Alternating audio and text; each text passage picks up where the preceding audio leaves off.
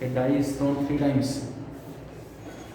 Events A and B are defined as follows: 4 on the third row, 6 on the first, 5 on the second row.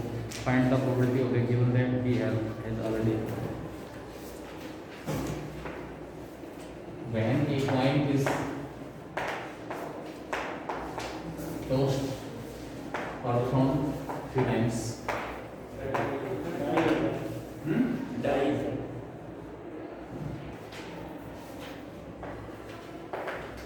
is tossed or thrown 3 times. Number of elements in samples किसके होगा? 260.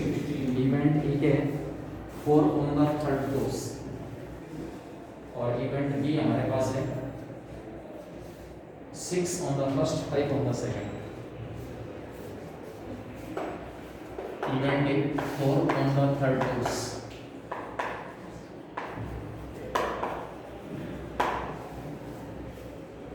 जो event है हमारे पास उसकी number of elements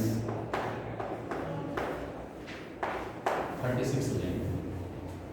4 on the third toss, तीसरा जो toss है उसकी आउटकम 4 होनी चाहिए. फर्स्ट और सेकंड के ऊपर क्या आएगा? कुछ भी आए चाहिए. फर्स्ट और सेकंड के ऊपर कुछ भी आए. जैसे फर्स्ट के ऊपर आउटकम हमारे पास 1 1, थर्ड के ऊपर 4 आ गया 1 2 4 1 3 4 1 4 4 1 5 4 1 6 4. अगर हम 2 डाइस को थ्रो करते हैं, टोटल आउटकम जो 36 होती है, उसमें तीसरी जो आउटकम है उसकी डाई और ऐड कर दो और उसमें तीसरी डाई के ऊपर हमें नंबर क्या मिल रहा है? 4 मिल रहा है. फर्स्ट और सेकंड के ऊपर कुछ भी आए 2 1 4 2 2 4 2 6 4. 36 कौन से हमें वो लिस्ट करना है? 3 1 4 3 2 4 3 6 4 4 1 5 1 6 1 4 6 2 4 6 6 4. यानी कि जो फर्स्ट और सेकंड की जो आउटकम है वो हमारे पास क्या है?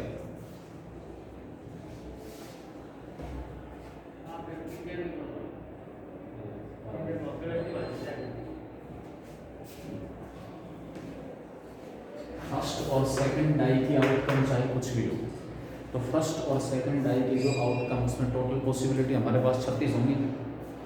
1 1 1 2 1 3 1 4 1 5 1 6 2 1 2 2 2 3 2 4 2 5 2 6. इसी प्रकार 6 1 6 2 6 3 6 4 6 5 और 6 6. सभी में थर्ड डाई की आउटकम 4 ले, मतलब फर्स्ट और सेकंड के ऊपर चाहे कुछ भी आए, थर्ड डाई की आउटकम क्या आ गई? 4 आ गई. तो ए के नंबर ऑफ एलिमेंट्स कितने हो गए? 6. इवेंट बी क्या कह रहा है? जो फर्स्ट डाई है ना उसके ऊपर आउटकम कितना हो?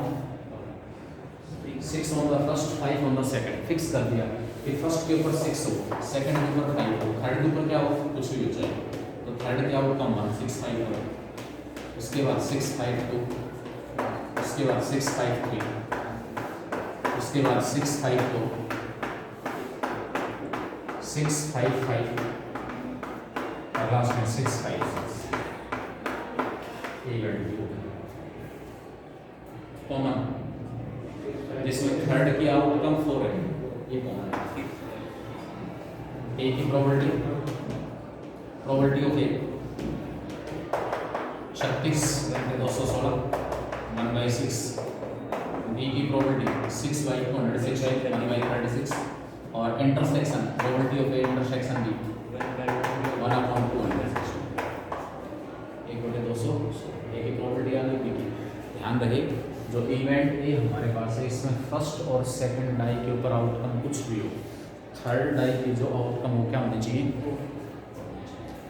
सेकंड जो इवेंट बी है उसमें फर्स्ट डाई के ऊपर 6 आ रहा है, फिक्स है. सेकंड डाई के ऊपर 5 आया, थर्ड के ऊपर चाहे कुछ भी आ जाए. थर्ड के ऊपर मैंने 1 2 3 4 5 6 सारे ले ली. तो इस तरीके से मेरे पास इवेंट ए आ गया, इवेंट बी आ गया, दोनों की प्रोबेबिलिटी आ गई. उसके बाद रिक्वायर्ड प्रोबेबिलिटी. इसमें जो मल्टीप्लिकेटिव लॉ हमने डिस्कस किया था, इसमें साथ आया हुआ है independent events. Independent events condition for the two events to be independent. Multiplicative law में डिस्कस कर चुका था कि दो इवेंट्स के साइमल्टेनियस अकरेंस की प्रोबेबिलिटी जो है वो किसी एक इवेंट की प्रोबेबिलिटी का प्रोडक्ट दूसरे की कंडीशनल प्रोबेबिलिटी के साथ। जो कंडीशनल प्रोबेबिलिटी हमारे पास है उसकी हेल्प से हमने मल्टीप्लिकेटिव लॉ डिफाइन किया। दो इवेंट्स के साइमल्टेनियस अकरेंस की प्रोबेबिलिटी किसी एक इवेंट की प्रोबेबिलिटी का प्रोडक्ट दूसरे की कंडीशनल प्रोबेबिलिटी के साथ। इसी में हमारे पास आएगा independent events.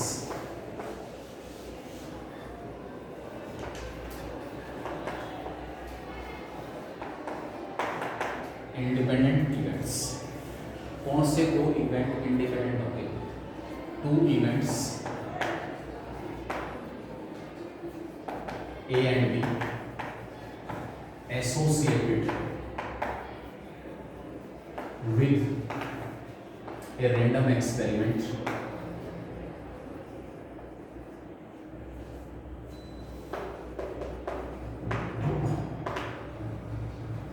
are called independent events or simply independent when the occurrence of one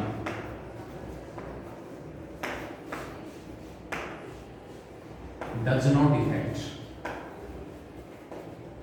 the probability of other।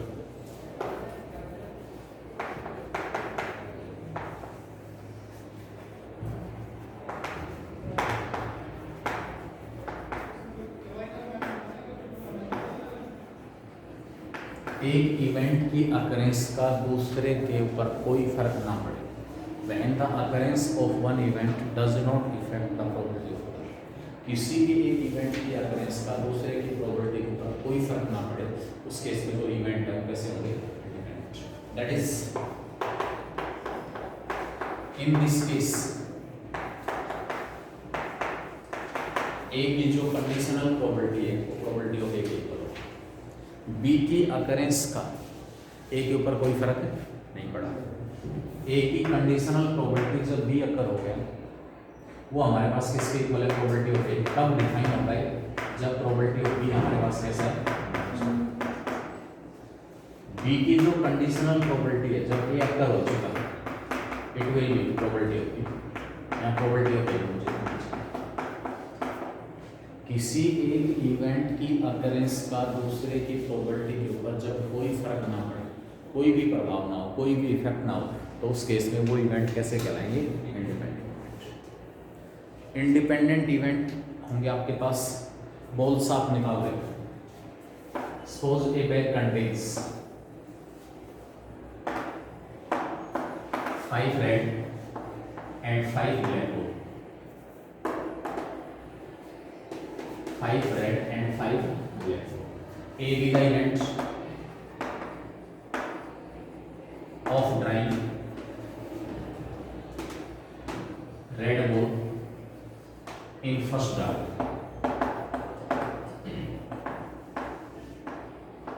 and B be the event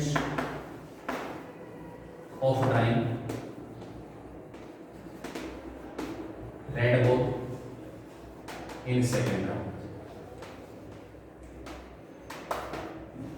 first draw के अंदर अगर हम रेड बॉल निकाल रहे हैं उसको मैं इवेंट नहीं कह रहा।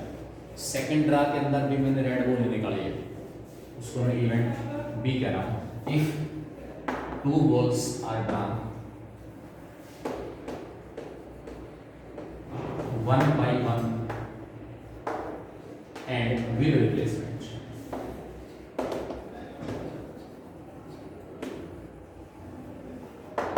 1 by 1 and with रिप्लेसमेंट। अगर हम 2 बॉल निकाल रहे हैं 1 by 1 और विद रिप्लेसमेंट तो फर्स्ट ड्रा में रेड बॉल निकालने का प्रोबेबिलिटी क्या होगा? 5 by 10।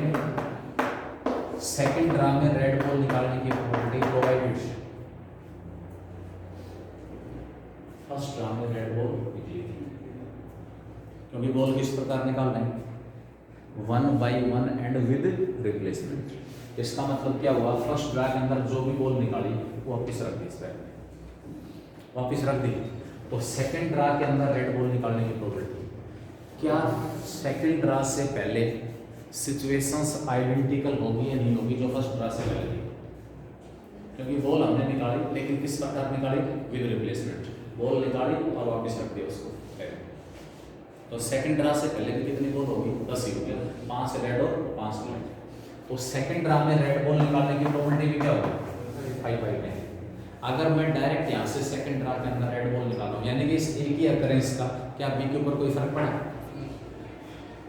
एक ही अकरेंस का ए अक्कर हो या ना हो, एक ही अकरेंस का बी के ऊपर कोई फर्क नहीं। Occurrence of A have no effect on the probability of drawing red ball in second draw के अंदर हम रेड बॉल निकाल रहे हैं, उसके ऊपर फर्स्ट ड्रा में रेड बॉल निकालने का कोई प्रभाव नहीं है। इसका मतलब ये दोनों इवेंट कैसे होंगे,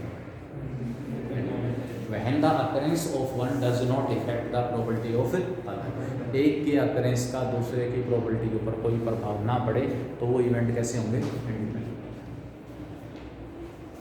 ए की जो कंडीशनल प्रोबेबिलिटी हो प्रोबेबिलिटी ऑफ ए के इक्वल होगी, बी की जो कंडीशनल प्रोबेबिलिटी हो प्रोबेबिलिटी ऑफ बी के इक्वल होगी। कार्ड्स निकाल रहे हैं, बॉल्स निकाल रहे हैं, इंटीजर्स सेलेक्ट कर रहे हैं 1 by 1 और विद रिप्लेसमेंट, तो हमेशा जो इवेंट्स होंगे वो कैसे मिलेंगे आपको, फर्स्ट ड्रा से रिलेटेड इवेंट, सेकंड ड्रा से रिलेटेड इवेंट, थर्ड ड्रा से रिलेटेड इवेंट, वो सारे के सारे कैसे मिलेंगे, कंडीशन। दो इवेंट्स इंडिपेंडेंट होंगे तो कौन सी कंडीशन को सेटिस्फाई करेंगे, if A and B are independent events associated with a random experiment.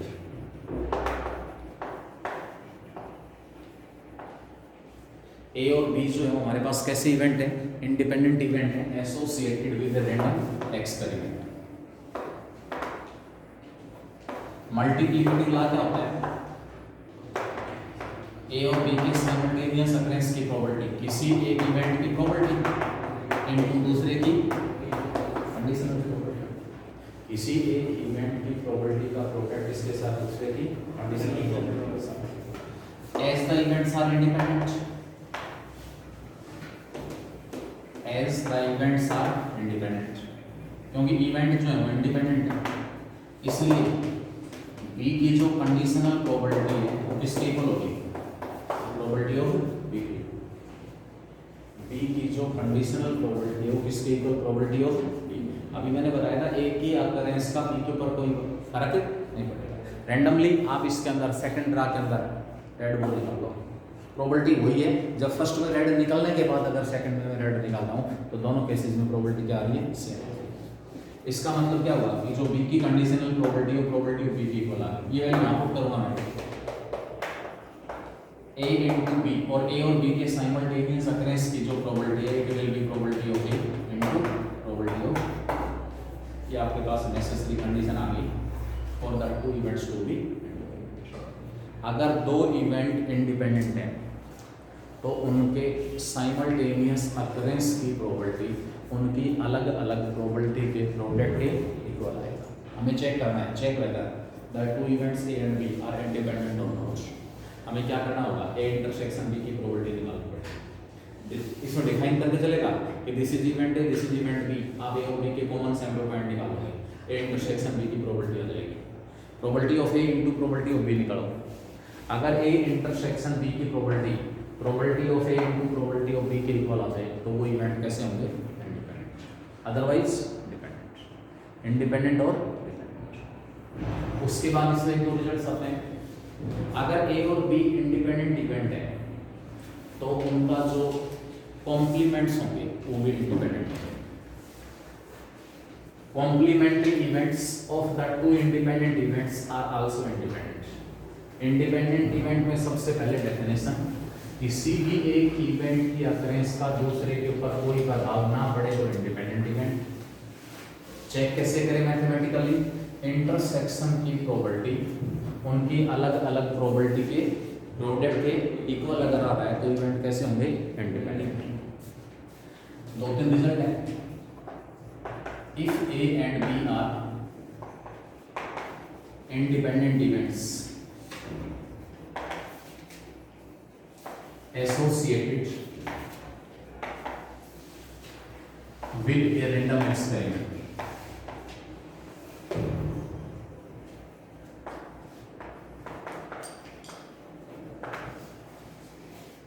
Then so are A complement and B complement,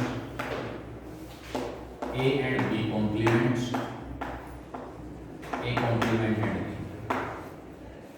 अगर A और B इंडिपेंडेंट इवेंट है तो A कॉम्प्लीमेंट और B कॉम्प्लीमेंट इंडिपेंडेंट होंगे। A के साथ B का complement है वो भी इंडिपेंडेंट, और A कॉम्प्लीमेंट के साथ अगर B है तो वो भी इंडिपेंडेंट।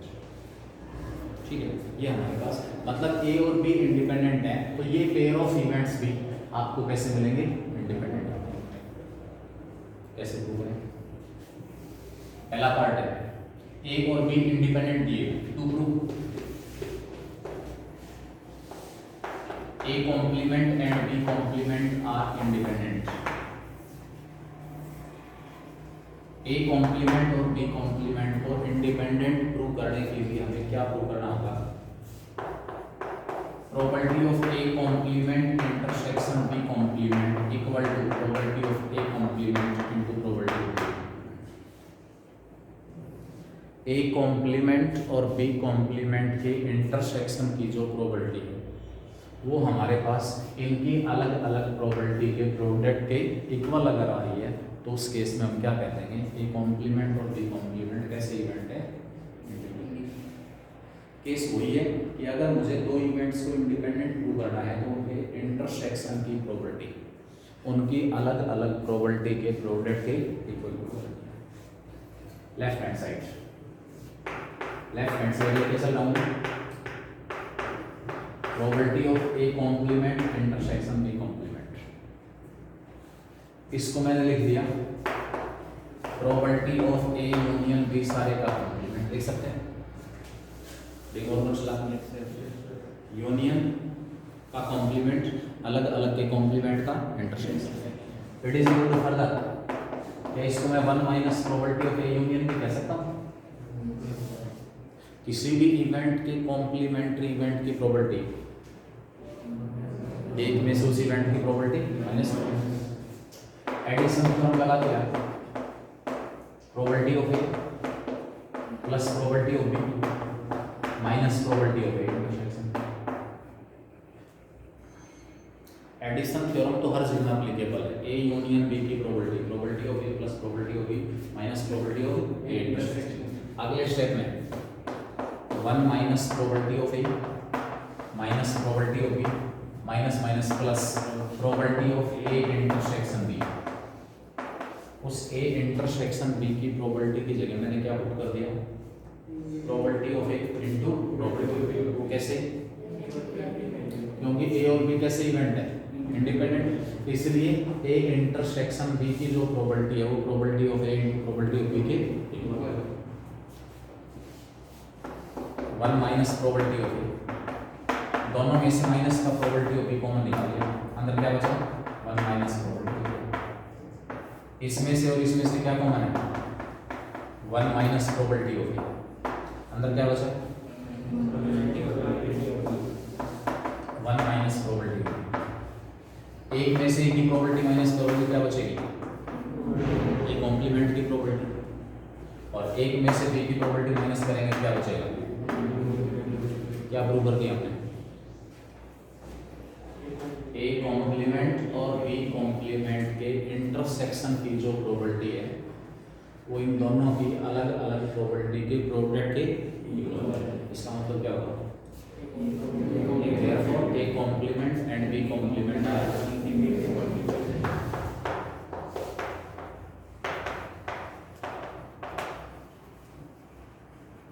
independent events। मतलब जो इवेंट इंडिपेंडेंट है उनके कॉम्प्लीमेंट्री इवेंट भी कैसे मिलेंगे? अब मुझे प्रूव करना है कि ए और बी कॉम्प्लीमेंट भी इंडिपेंडेंट है। To prove A and B complement are independent,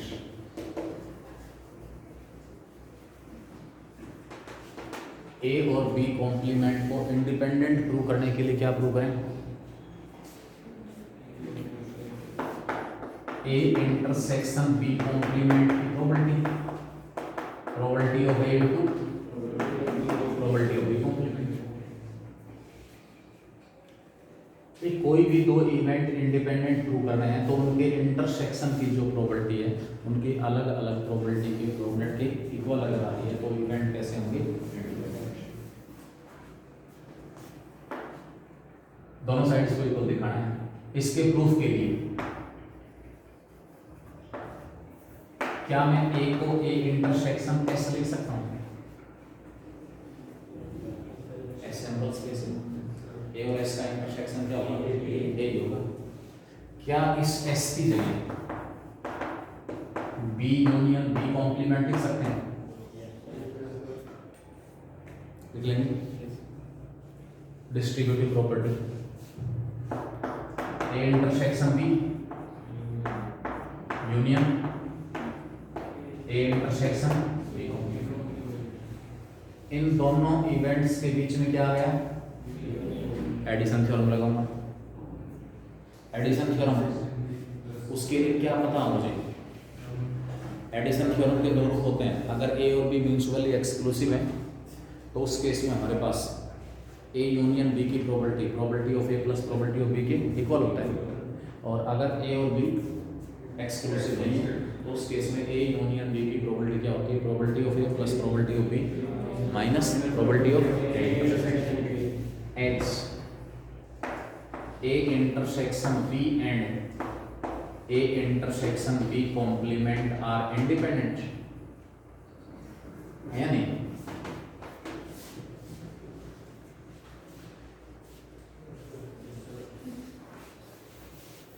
mutually exclusive, independently exclusive. ऐसे इवेंट है म्यूचुअली एक्सक्लूसिव। क्यों? इंटरसेक्शन निकाल के देख लो, किस किस का इंटरसेक्शन, ए इंटरसेक्शन बी का इंटरसेक्शन निकालना है किसके साथ, ए इंटरसेक्शन बी कॉम्प्लीमेंट के साथ। क्या आएगा,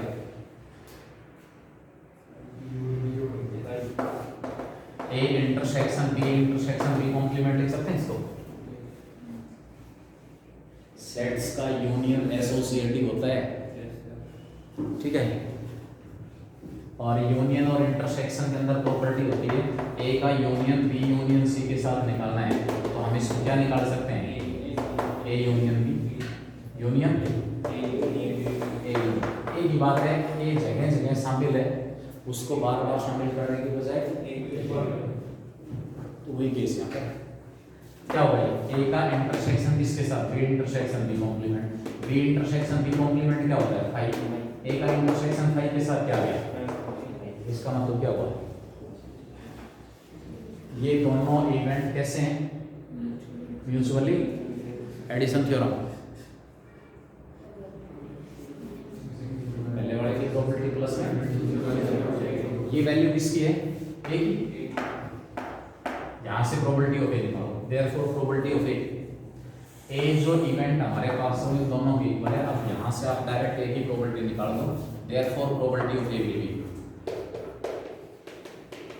probability of A intersection B union A intersection B complement. अब एडिशन थ्योरम लगाओ, probability of A intersection B union की जगह plus probability of A intersection B complement. ये निकालना चाहता हूं मैं, इसको लेफ्ट में उठा लाए, प्रोबेबिलिटी ऑफ ए लेफ्ट में आके minus probability of A intersection B की जगह क्या पुट कर रहे हैं, probability of A into probability of B. क्यों, ए और बी कैसे इंडिपेंडेंट, दोनों में से प्रोबेबिलिटी ऑफ ए कॉमन आ गई, अंदर क्या बचा, 1 minus probability equal to right hand side में क्या बचा हुआ है, प्रोबेबिलिटी ऑफ ए इंटरसेक्शन एक में से बी की प्रोबेबिलिटी माइनस कर रहे हैं, probability of A into probability of B complement equal to क्या आ गया, probability of A intersection B complement. दो इवेंट्स के इंटरसेक्शन की प्रोबेबिलिटी उनकी अलग अलग प्रोबेबिलिटी के प्रोडक्ट के इक्वल। इसका मतलब ये दोनों इवेंट कैसे होंगे, इंडिपेंडेंट। क्या ए और बी इंडिपेंडेंट है, इसका कहीं पर यूज हुआ है, हुआ है? या ए इंटरसेक्शन बी की जगह मैंने क्या किया, लेफ्ट में लेके आने के बाद प्रोबेबिलिटी ऑफ ए, यानी कि दो इवेंट अगर इंडिपेंडेंट है तो दोनों का एक साथ कॉम्प्लीमेंट ले लिया वो भी इंडिपेंडेंट, किसी एक के साथ दूसरे का कॉम्प्लीमेंट है वो भी इंडिपेंडेंट। ये पॉइंट आपको याद रखना पड़ेगा। एक आध बार ऐसा हुआ है कि ये डायरेक्ट सीधा इसका प्रूफ पूछ लिया कि if A and B are independent events then prove that A and B complement are also independent. शुरुआत ए से, ए को मैंने लिख लिया ए इंटरसेक्शन एस, फिर एस को चेंज किया B union B complement, distributive property A intersection B union A intersection B complement, ये इवेंट ये है इन दोनों A union B. Addition theorem लगा रहा हूँ, लेफ्ट हैंड साइड में property of A, right hand side में property of this union this. अब ये किसके इक्वल आएगा, पहले की प्रॉपर्टी प्लस में दूसरे की प्रॉपर्टी, क्यों, क्योंकि दोनों इवेंट कैसे म्यूचुअली एक्सक्लूसिव, इसलिए इंटरसेक्शन वाला पोर्शन खत्म हो जाएगा। सिंप्लीफाई करेंगे तो हमारे पास क्या आएगा, ए इंटरसेक्शन बी कॉम्प्लीमेंट को एक तरफ छोड़ दिया, property of A intersection B complement, क्योंकि इसकी वैल्यू निकालनी, ये लेफ्ट में आकर माइनस हो जाएगा। दोनों में से प्रॉपर्टी ऑफ ए कॉमन निकाला, 1 minus property of B equal to property of A intersection B complement. एक में से बी की प्रॉपर्टी माइनस करना है, क्या बचेगा, प्रॉपर्टी ऑफ बी की कॉम्प्लीमेंट। तो property of A into property of B complement equal to property of A intersection B complement. बिल्कुल सेम लाइंस के ऊपर हम ए कॉम्प्लीमेंट और बी को भी इंडिपेंडेंट, बिल्कुल सेम लाइंस के ऊपर ए कॉम्प्लीमेंट और बी को भी इंडिपेंडेंट प्रूव किया जा सकता है।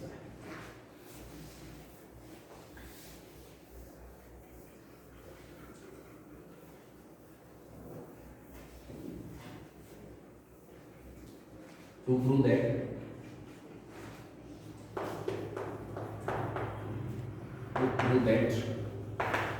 A complement and B are also independent.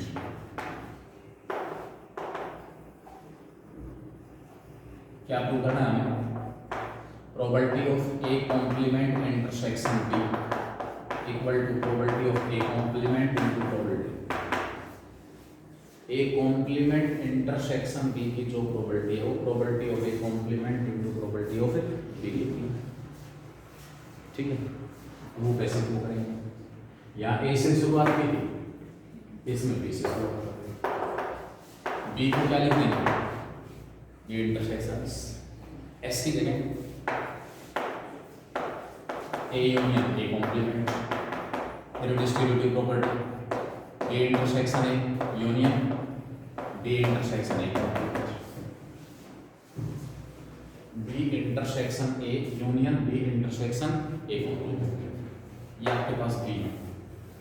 ये दोनों इवेंट फिर से कैसे हैं, म्यूचुअली एक्सक्लूसिव। इस प्रकार ये दोनों म्यूचुअली एक्सक्लूसिव थे, इसी प्रकार ये दोनों भी क्या है, म्यूचुअली एक्सक्लूसिव।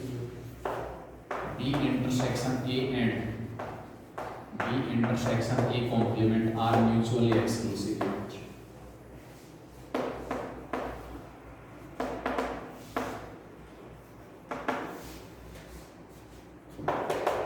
इसलिए बी की property addition theorem, property of B intersection A union B intersection A, addition theorem लगा दो। एडिशन थ्योरम पहले वाले की प्रॉपर्टी प्लस में दूसरे की प्रॉपर्टी,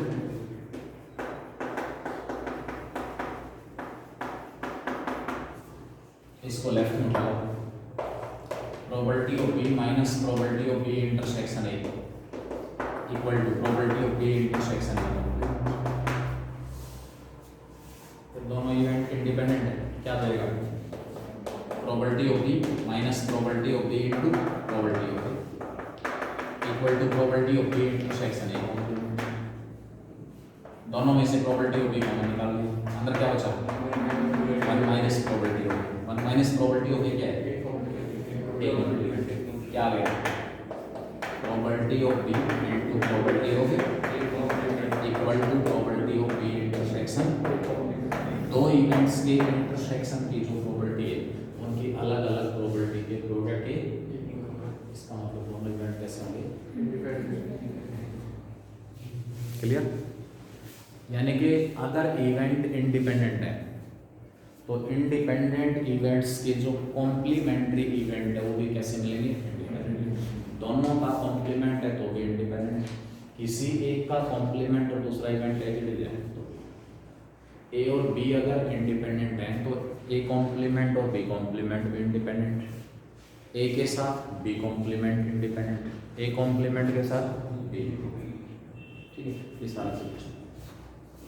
एक इसमें लास्ट रिजल्ट और आएगा, probability of occurrence of at least one of given are independent events. Application जरूर मिलेगा।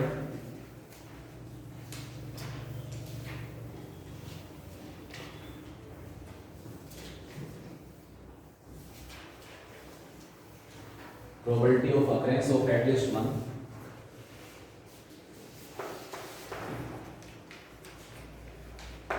probability of occurrence of at least one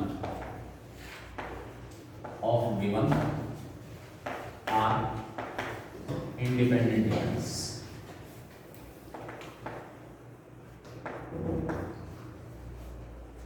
हमारे पास आर इंडिपेंडेंट इवेंट दिए हुए हैं, उनमें से एटलीस्ट वन इवेंट जो है उसके अकरेंस की प्रोबेबिलिटी क्या होगी। Let A1, A2, A3 and so on they are be done given are independent events with probability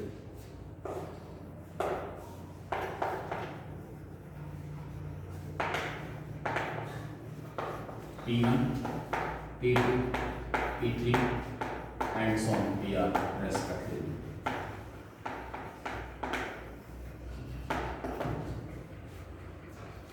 are independent event है, हमें ये पता हो सबसे पहले कि हम निकालना क्या चाह रहे हैं। साइमल्टेनियस अकरेंस होगा यहाँ पर। सपोज आर की बजाय मेरे पास 3 इवेंट है ए बी और सी। ये केस क्या रिप्रेजेंट कर रहा है?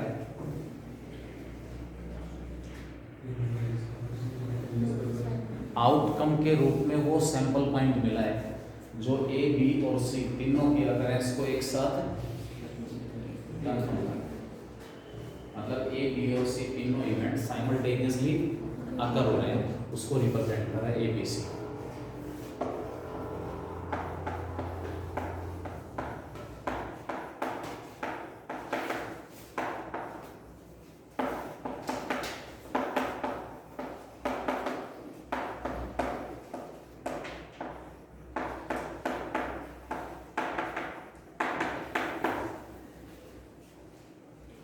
टोटल 8 केस है मेरे पास।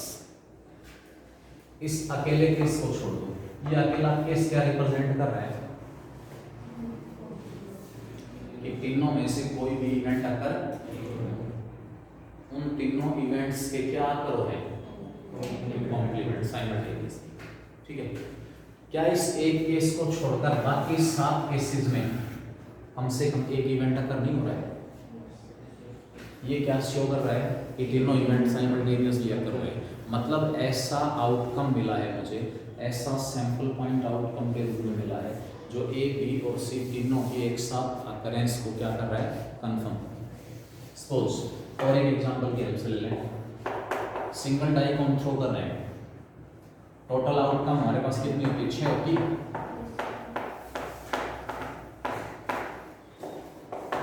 इवेंट ए ले लिया मैंने 2 4 6, इवेंट बी ले लिया 1 2 3 और इवेंट सी ले लिया मैंने 4 और 5 सपोज, या 4 और 6 ले लो।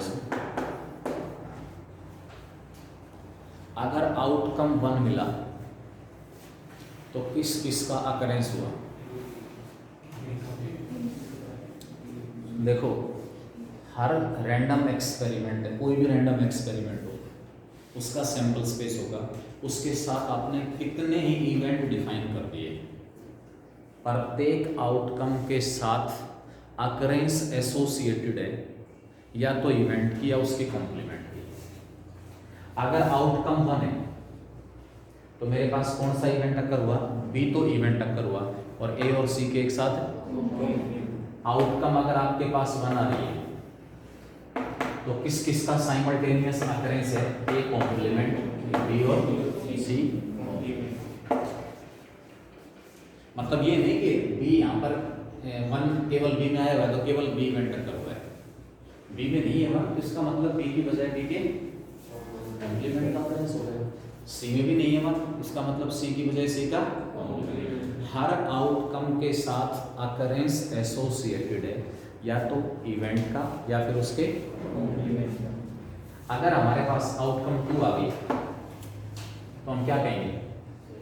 ए और बी इवेंट अकर हुए हैं और सी का कॉम्प्लीमेंट है। अगर आउटकम 3 है तो हम क्या कह सकते हैं?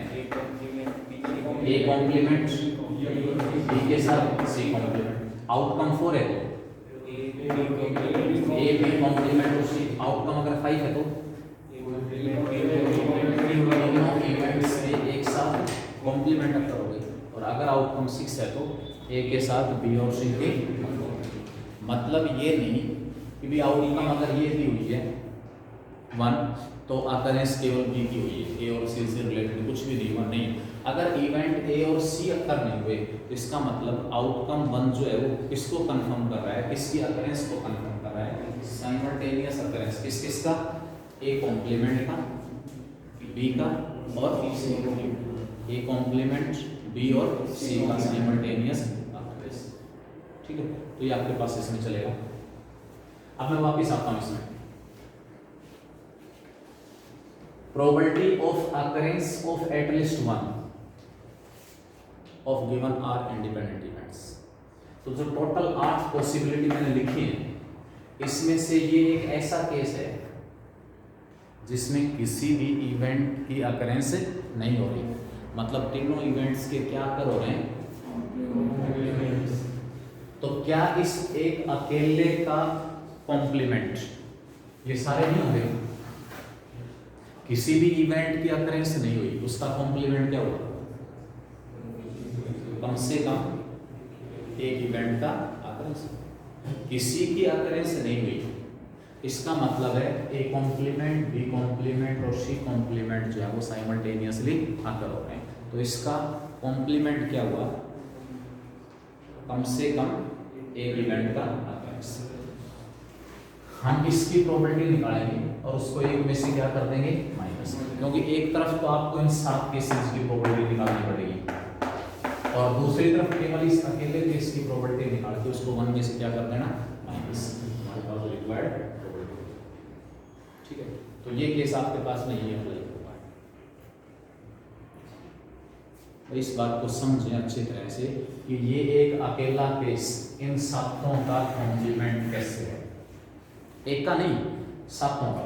मतलब यहाँ इन 7 में क्या है? कम से कम एक इवेंट अकर हो रहा है। कम से कम एक का मतलब है एक इवेंट अकर हो सकता है 2 के कॉम्प्लीमेंट, 2 इवेंट अकर हो सकते हैं 1 का कॉम्प्लीमेंट, या फिर तीनों इवेंट अकर हो सकते हैं। एटलीस्ट 1 इवेंट अकर, इसका कॉम्प्लीमेंट क्या हुआ? आपने एडिशन थ्योरम निकाली थी 11th में। Probability of occurrence of at least 1 of the 2 events, वो भी क्या होता है? एटलीस्ट 1 का मतलब क्या हुआ? आपने क्या निकाला था? ए यूनियन बी निकाला था। ए और बी का मीनिंग क्या है? Probability of occurrence of the events A और बी। क्या ऐसे सैंपल पॉइंट भी मिल सकते हैं जहां ए और बी दोनों का साइमल्टेनियस अकरेंस हो जाए? मिल सकते हैं। क्या यूनियन में वो एलिमेंट नहीं आते जो ए और बी दोनों में? तो क्या यूनियन में वो सैंपल पॉइंट नहीं होंगे जो ए और बी दोनों के अकरेंस को साइमल्टेनियसली इंश्योर करेंगे? होंगे। इसका मतलब क्या हुआ? ए यूनियन बी को मैं दूसरे वर्ड्स में क्या कह सकता हूं? Probability of occurrence of at least 1 of the 2 events. A union B union C क्या हो जाएगा? Probability of occurrence of at least 1 of given 3 events.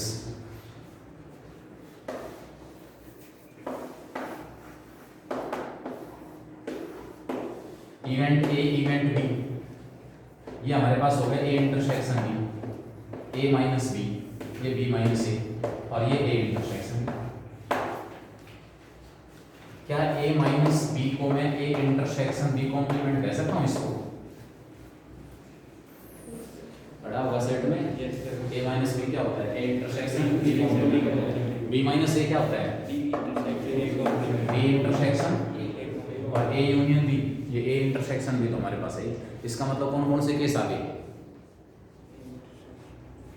जहाँ ए और बी दोनों अक्कल आ रहे हैं और ए वो केस आ गया, जहाँ बी के साथ ए का कॉम्प्लीमेंट, जहाँ ए के साथ बी का कॉम्प्लीमेंट, बाकी क्या बचा। ऐसे सैंपल पॉइंट आउटकम के रूप में मिल जाए जहाँ ना तो ए अक्कल हो रहा हो और ना ही बी अक्कल हो रहा हो। इसका मतलब बाकी क्या बचेगा, यानी कि इस सारे का जो कॉम्प्लीमेंट हमारे पास है वो क्या होगा, ए कॉम्प्लीमेंट इंटरसेक्शन बी। अरे ए कॉम्प्लीमेंट इंटरसेक्शन बी का मतलब यही तो होता है 1 minus probability of A union.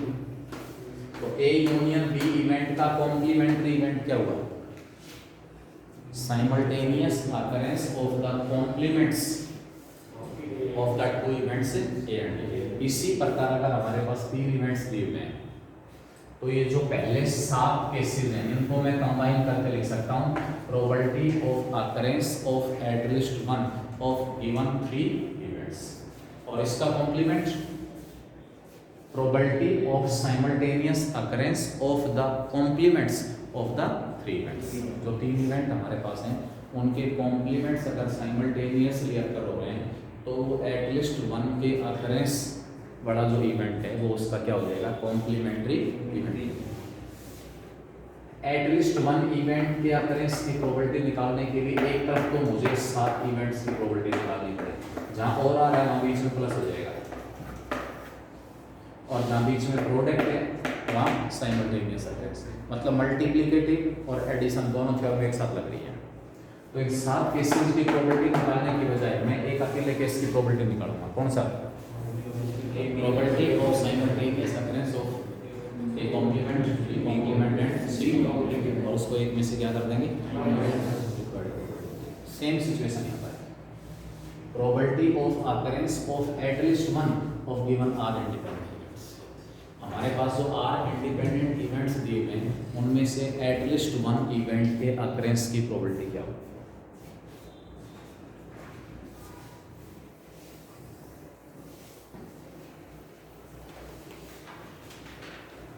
None of the given events occur, इसका अरे वैसे इंग्लिश में पढ़ा होगा, आइदर ए और बी का नेगेटिव सेंटेंस क्या होता है, नाइदर ए और बी, वही चीज है। ए यूनियन बी का मतलब क्या है, आइदर ए और बी, इसका नेगेटिव, इसका कॉम्प्लीमेंट, वहाँ नेगेटिव या कॉम्प्लीमेंट हो जाएगा। Probability of A equal to B one, probability of A equal to B two और probability of A R equal to B R. Probability of A one complement 1 minus B one, A two complement 1 minus B two, probability of A R complement 1 minus B two. Probability that neither of the R events will occur.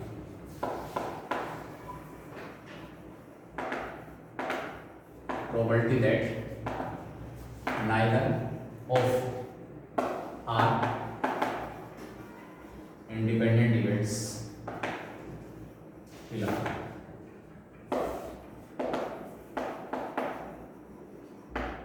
जो are independent event है इनमें से कोई भी event occur नहीं होगा, इसका मतलब इन सभी इवेंट्स के साइमल्टेनियसली कॉम्प्लीमेंट अकर हो जाएंगे। Probability of A one complement, A two complement, ए3 कॉम्प्लीमेंट एंड ए आर। कोई भी इवेंट अकर नहीं हो, इसका मतलब सबके आउटकम के रूप में 5 मिल रहा था, तो ना तो ए अकर हुआ, ना बी अकर हुआ, ना सी अकर हुआ, मतलब आउटकम 5 आना का इंडिकेशन दे रहा है कि तीनों इवेंट्स के एक साथ कॉम्प्लीमेंट।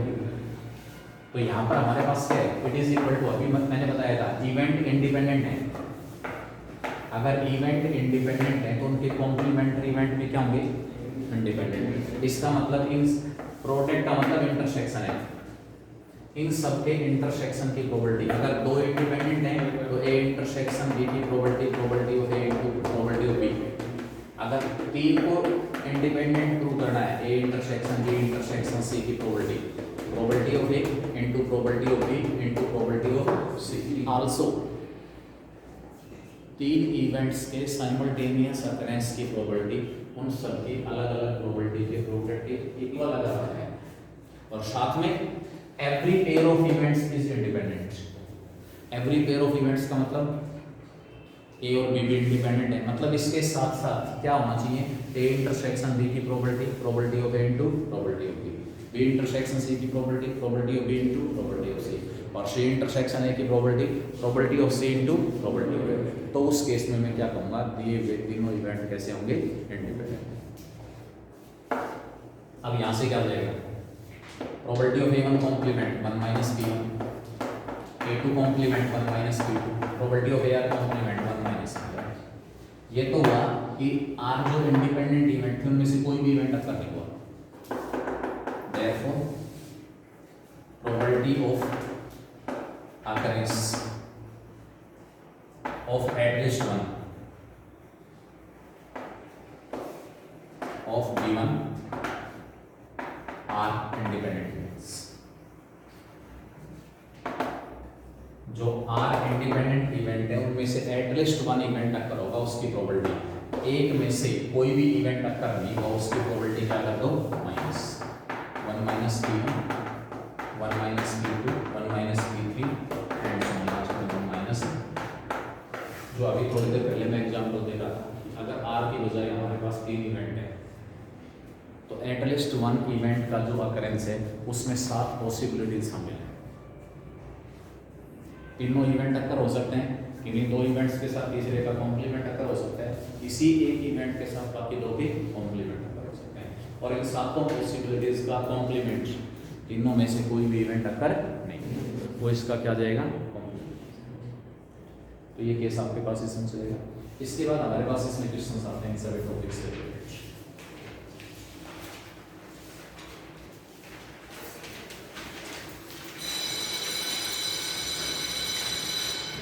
लास्ट एक्सरसाइज लेक्चर में करेंगे कुछ क्वेश्चन ऐसे।